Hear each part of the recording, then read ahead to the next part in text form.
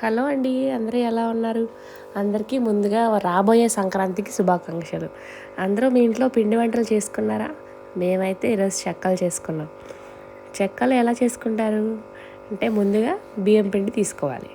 1 KG బియ్యం పిండికి సరిపడా చెక్కలు చేసుకున్నాం ఈరోజు. దానికి కావాల్సిన ప్రాసెస్ చెప్తాను నేను మీకు ఇవాళ.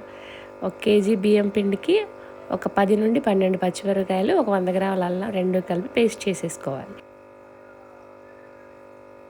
దాని తర్వాత పెసరపప్పు, ముందుగా నానబెట్టుకున్న పెసరపప్పు, అంత క్వాంటిటీ అని లేదు, 2 గుప్పెలు నానబెట్టుకోండి.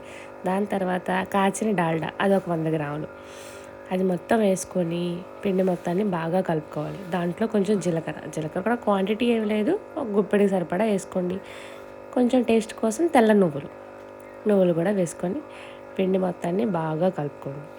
తర్వాత దాంట్లోకి చాలా వరకు కరివేపాకు, కొత్తిమీర కూడా వేసుకోవాలి.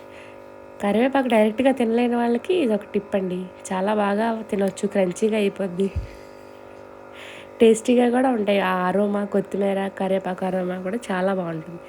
ఇవన్నీ వేసేసుకొని అవన్నీ పిండికి పట్టేదాకా బాగా కలుపుకోవాలి. ఆ తర్వాత గోరువెచ్చని నీళ్ళని తీసుకొని పిండిలో కొంచెం కొంచెంగా పోస్తూ కలుపుతూ ఉండాలి. చపాతీ ముద్ద అయ్యే వరకు కలపాలి. అలా అని గట్టిగా కలుపుకోకూడదు, జోరుగా కూడా కలుపుకోకూడదు.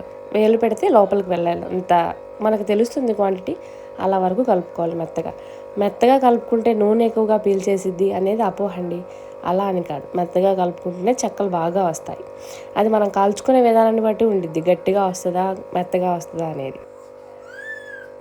తర్వాత అలా ఒత్తుకున్న పిండిని చిన్న చిన్న బాల్స్గా చేసుకొని పూరీ ప్రెస్ మెషిన్ ఉండిద్ది కదా, దాంట్లో పెట్టుకొని ఒక పాలిథిన్ కవర్ తీసుకొని దానికి అటు పిండి అతుక్కోకుండా దానికి అటు ఇటు కొంచెం ఆయిల్ అప్లై చేసుకొని ఆ ఉండని దాంట్లో పెట్టి లైట్గా ప్రెస్ చేయాలి.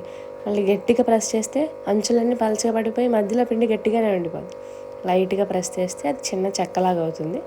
దాన్ని నూనె బాగా హీట్ అయిన తర్వాత వేయాలండి. ఎందుకు అన్నిసార్లు చెప్తున్నానంటే, చెక్క రుచి పిండి కలిపే విధానంలోనే కాదు, కాల్చే విధానంలో కూడా తెలుస్తుంది. అలా బాగా కాగిన నూనెలో ఎలా ఒత్తుకున్న చెక్కలను తీసి నూనెలో వేసుకోండి. నూనెలో లైట్గా కలర్ రాగానే తీసేయండి. నూనెలోనే బాగా కలర్ వచ్చే వరకు ఉంచితే బయటికి తీసిన కాసేపటికి నల్లగా మారిపోతాయి చల్లారిన తర్వాత. అలా నల్లగా మారిన చెక్కలు రుచి కూడా మారిపోతాయి.